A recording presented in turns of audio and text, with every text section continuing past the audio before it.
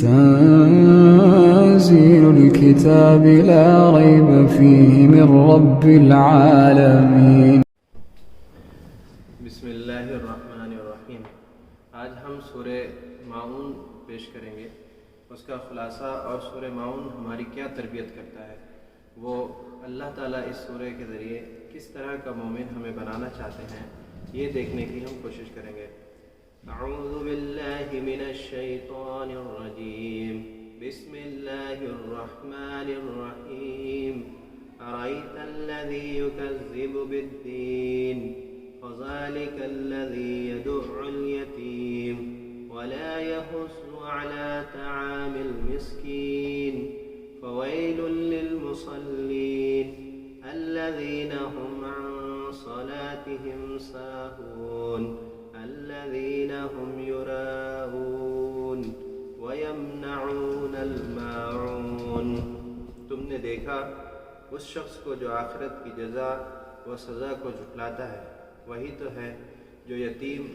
کو دھکے دیتا ہے اور مسکین کا کھانا دینے پر نہیں اکساتا. پھر تباہی ہے ان نماز پڑھنے والوں کے لیے جو اپنی نماز سے غفلت برتتے ہیں، جو ریاکاری کرتے ہیں اور معمولی ضرورت کی چیزیں دینے سے گریز کرتے ہیں. معنی کے اعتبار سے اس سورہ کو ہم دو حصوں میں تقسیم کر سکتے ہیں، پہلی آیت سے تیسری آیت تک. اس پہلے جز میں اللہ تعالیٰ نے ان دو صفتوں کا ذکر کیا ہے جو اسے بہت زیادہ ناپسندیدہ ہے، اور خاص کر یہ ایسے شخص میں پائی جاتی ہے جو روز جزا و سزا یعنی آخرت کے دن پر یقین نہیں رکھتا ہے. لیکن ضروری نہیں کہ یہ صفات صرف ایسے ہی شخص میں پائی جائے. ایسے شخص میں اگر پائی جاتی ہے جو آخرت پر یقین نہیں رکھتا ہے تو اتنی تعجب کی بات نہیں. لیکن اگر یہ دو چیزیں، دو عیب جو ان کا ذکر آگے آ رہا ہے، اگر کسی مومن بندے میں پائے جائے تو یہ بہت ہی تعجب خیز بات ہے. اور اس کا مطلب یہ ہوگا کہ وہ زبان سے تو ایمان رکھتا ہے، وہ باتوں میں تو یہ کہتا ہے، اقرار کرتا ہے کہ وہ آخرت پر ایمان رکھتا ہے، لیکن اس کے اعمال مومنین جیسے نہیں ہیں اور اسے اپنے اعمال کو سدھارنے اور صحیح کرنے کی ضرورت ہے. دیکھتے ہیں وہ دونوں چیزیں کیا ہیں. پہلی آیت جیسی سورہ ماعون کی شروع ہوتی ہے، اللہ تعالیٰ مومنین کو متوجہ کرتا ہے. قاری یعنی جو ہم قرأت کرتے ہیں، تو آیتیں جب ہم قرأت شروع کرتے ہیں تو مین اللہ تعالیٰ کو جو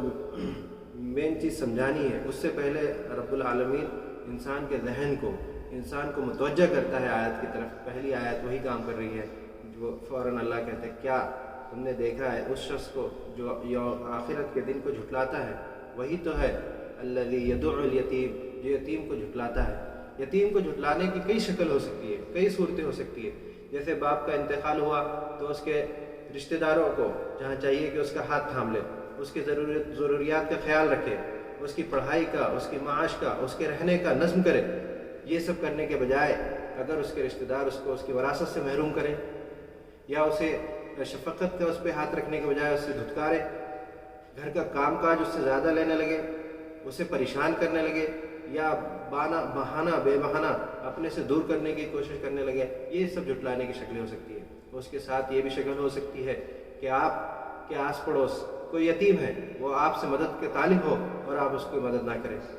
یہ بھی ہو سکتا ہے کہ زندگی میں کسی یتیم کے سر پر ہاتھ رکھنے کا آپ کو موقع میسر آ جائے، لیکن آپ اس موقع کو گنوا دیں اور اس یتیم کے سر پر ہاتھ نہ رکھے، اس کو دور کر دیں. یہ دور کرنا صرف اس یتیم کے لیے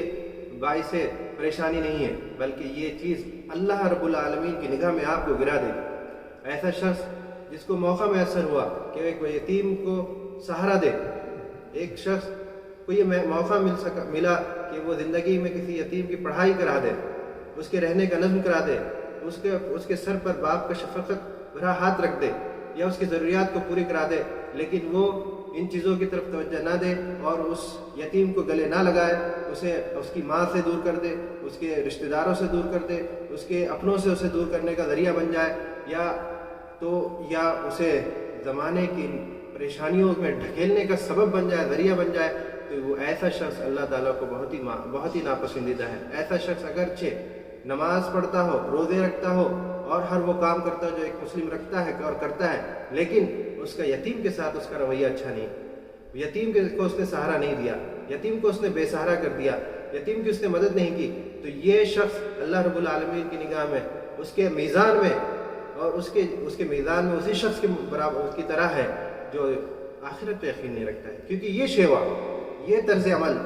یہ طرز زندگی تو اس شخص کا ہو سکتا ہے جو آخرت پر ایمان نہ رکھتا ہو، جسے یہ یقین ہے، یہ یقین نہیں رکھتا کہ وہ اللہ سے کل ملنا ہے نہیں. لیکن ایک مومن شخص جو یہ یقین رکھتا ہے، جو یہ ایمان رکھتا ہے کہ کل قیامت کے دن اللہ کے سامنے روبرو سے کھڑے ہونا ہے اور اللہ تعالیٰ اس کے پوچھے گا کہ اس یتیم کے ساتھ تو نے ایسا کیوں کیا، تو اسے جواب دینا ہے، تو پھر ایک مومن شخص اس دن کو یاد کر کے،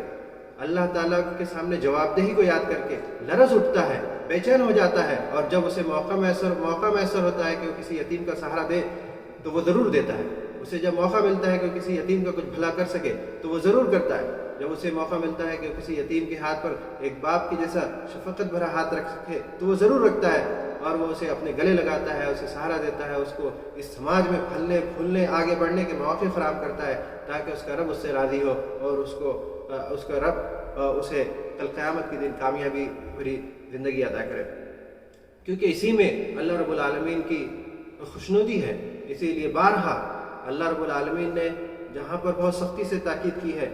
کہ شرک نہ کرے، اس کے بعد والدین کے بارے میں اور جگہ جگہ اسی طرح یتیم کے بارے میں بھی اللہ رب العالمین نے جگہ جگہ بتایا ہے. بلکہ نبی اکرم صلی اللہ علیہ وسلم کی یتیم کی جو زندگی تھی وہ اسی لیے کہ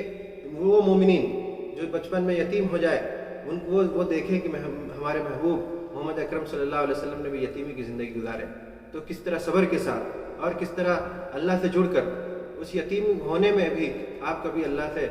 دور نہیں ہوئے یا ایسے اعمال میں، ایسے معاملات میں نہیں پھنسے جس میں نہیں پھنسنا چاہیے. وہیں جب نبی اکرم صلی اللہ علیہ وسلم کو موقع ملا اور جب آپ بڑے ہوئے تو آپ نے ہمیشہ یتیموں کو سہارا دیا، یتیموں کے آپ سہارا بنے، آپ نے یتیموں کی ضروریات کا بہت خیال رکھا، اور اگر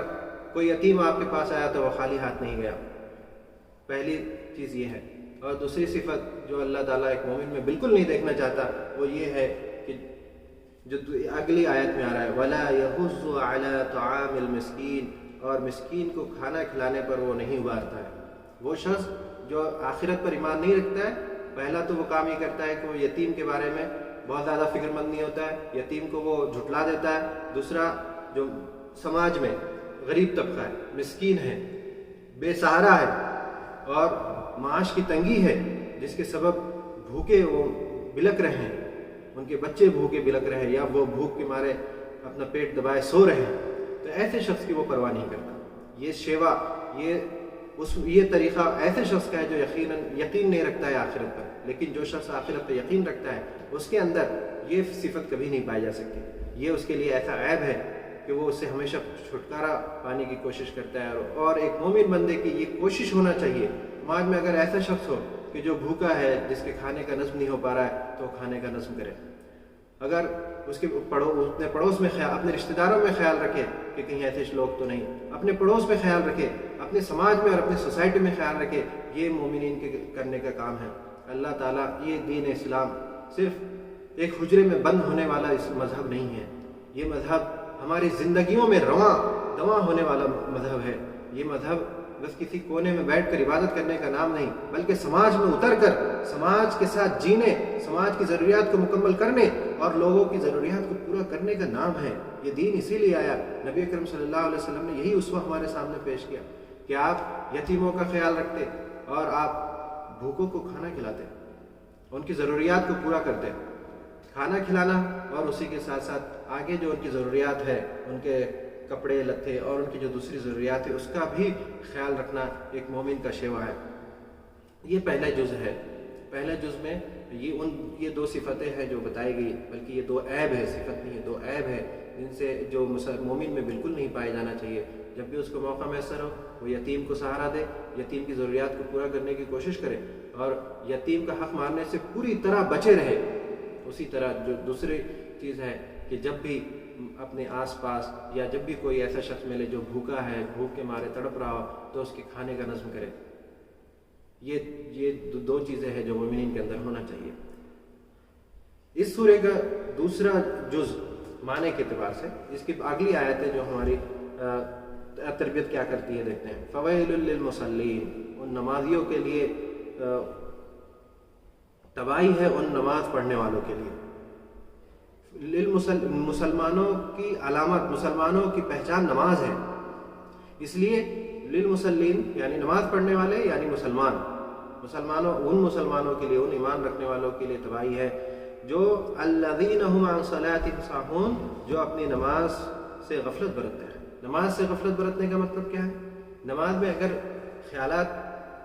کبھی غلطی سے ادھر ادھر ہو جاتے ہیں، کچھ سہو ہو جاتا ہے، تو نبی اکرم صلی اللہ علیہ وسلم نے اس کا طریقہ بتایا ہے، سجدے سہو کرنا، اور اپنی نماز جو چیز چھوٹ گئی ہے اس کو صحیح کرنے کے طریقے بتائے ہیں۔ اور یہ کوئی ایسی معیوب چیز نہیں جس پہ انسان کو سزا ہو، یہ ان چیز میں سے نہیں۔ لیکن نماز سے غفلت برتنا یہ معیوب ہے، نماز سے غفلت برتنا یہ عیب ہے، اور یہ انسان کے اندر نہ ہو۔ نماز سے غفلت برتنا یہ ہے کہ نماز کا ٹائم ہو رہا ہے لیکن انسان سستی کرے، انسان کاہلی کرے اور اسے ٹالتا جائے اور آخر وقت میں اٹھے بھی تو بالکل کاہلوں کی طرح سست انداز میں پڑھ لے، یوں تیوں ادا کر کے بس چھٹکارا پانے کی کوشش کرے۔ نماز سے غفلت کرنے کا مطلب یہ ہے کہ انسان نماز جب وہ پڑھ رہا ہوتا ہے تو گویا کہ اللہ رب العالمین کے سامنے کھڑا ہوتا ہے۔ نبی اکرم صلی اللہ علیہ وسلم نے فرمایا تم نماز کو ایسی پڑھو گویا کہ تم اللہ کو دیکھ رہے ہو، اگر اللہ کو تم نہیں دیکھ رہے تو یہ یاد رکھو کہ وہ تمہیں دیکھ رہا ہے۔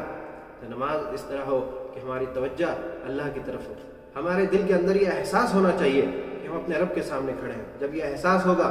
اور نماز کی پابندیاں ہوگی تو انسان کبھی کسی کا حق نہیں مارے گا، انسان کبھی کوئی گناہ کا والا حرام اور منع کیا ہوا کام نہیں کرے گا، کیونکہ اگر اس سے کوئی ایسا گناہ سرزد ہوتا ہے اور وہ جب اللہ رب العالمین کے سامنے کھڑا ہوگا تو شرمندہ ہوگا۔ آپ اس کو ایسے سمجھ سکتے ہیں کہ اگر آپ نے کسی کا کوئی حق مارا ہے، کسی کو آپ نے دھوکہ دے کے کچھ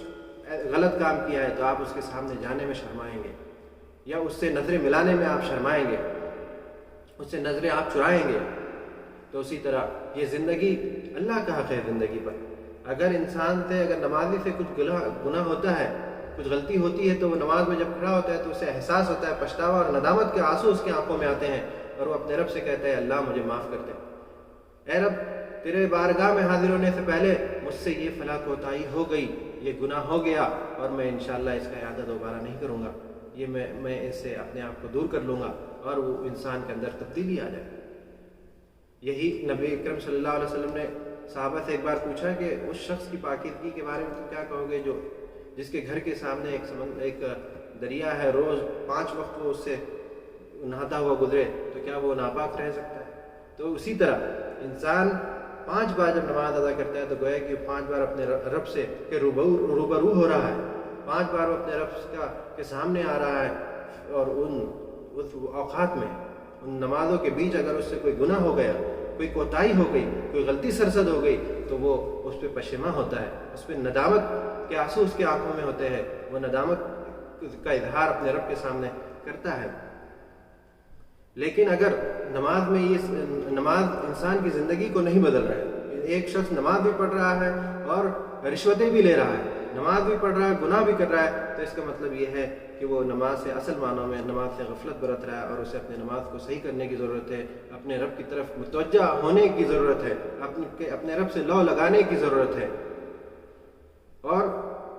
اسی طرح غفلت میں وہ نماز پڑھتا ہے، یہ منافق کی بھی صفت ہے۔ اور دوسری اس کی جو کمی ہے وہ یہ الذین هم یراؤون، اور وہ جب نماز پڑھتا ہے تو دکھاوے کے لیے پڑھتا ہے، دکھاوا کرتا ہے، جو ریاکاری کرتے ہیں، یعنی جب نماز پڑھ رہے ہو تو نماز میں بھی ریاکاری، اور اگر کوئی دوسرے اچھے کام کر رہے ہو، کسی کو کچھ دے رہے ہیں، کسی کو کچھ مدد کر رہے ہیں، سماج کا کچھ کام کر رہے ہیں، تو اس میں بھی ریاکاری اللہ تعالیٰ کو بہت ہی ناپسند ہے، بہت ہی ناپسندیدہ عمل ہے، اور یہ ان لوگوں کا عمل ہے جو اللہ تعالیٰ کو جو لوگ ناپسند ہیں۔ وَيَمْنَعُونَ الْمَاعُونَ، اور معمولی ضرورت کی چیزیں دینے سے گریز کرتے ہیں۔ معاون یہ آخری لفظ ہے اس سورے کا، اور اسی سورے پر اس سورے کا نام رکھا گیا ہے۔ معاون کہتے ہیں چھوٹی موٹی روزمرہ کی جو چیزیں ہیں ضروریات کی، ان کو معاون کہا جاتا ہے۔ پڑوس میں ہم اکثر و بیشتر کوئی چھوٹی موٹی چیز ایک دوسرے سے مانگتے ہیں اور ہمیں ضرورت پڑتی ہے، چاہے وہ نمک ہو یا کوئی برتن ہو یا پھر گاڑی ہو یا کوئی اور چیز ہو، ہمیں ایک دوسرے کی ضرورت پڑتی ہے، ایک دوسرے کے سامان کی، ایک دوسرے کی چھوٹی موٹی تعاون کی ضرورت پڑتی ہے۔ ایسے موقع پر ایک دوسرے کا تعاون نہ کرنا یہ اللہ تعالیٰ کو بہت ناپسندیدہ ہے، بلکہ اسے ہمیں چھوٹی موٹی چیزیں اپنے آس پڑوس کو دینا چاہیے اور ایک دوسرے کے تعاون کرنا چاہیے۔ یہ سورہ ہمیں کن کن چیزوں سے روک رہا ہے؟ ایک یتیم کو بے سہارا چھوڑنے سے یا یتیم کے معاملے میں کوتاہی کرنے سے ہمیں روک رہا ہے، مسکین، اور ہمیں ابھار رہا ہے کہ ہم یتیم کو سہارا دیں، یتیم کی مدد کریں۔ اسی طرح یہ سورہ ہمیں ابھارتا ہے کہ ہم مسکینوں کو، بھوکے پیٹ لوگوں کو کھلائیں، اور نماز میں غفلت برتنے سے ہمیں منع کرتا ہے کہ ہمارے نماز میں غفلت نہ ہو بلکہ اللہ کی طرف یکسوئی ہو، اور ہم اپنا تزکیہ کریں، ہم سوچیں کہ ہم نے کیا غلطی کی، کیا گناہ کیے،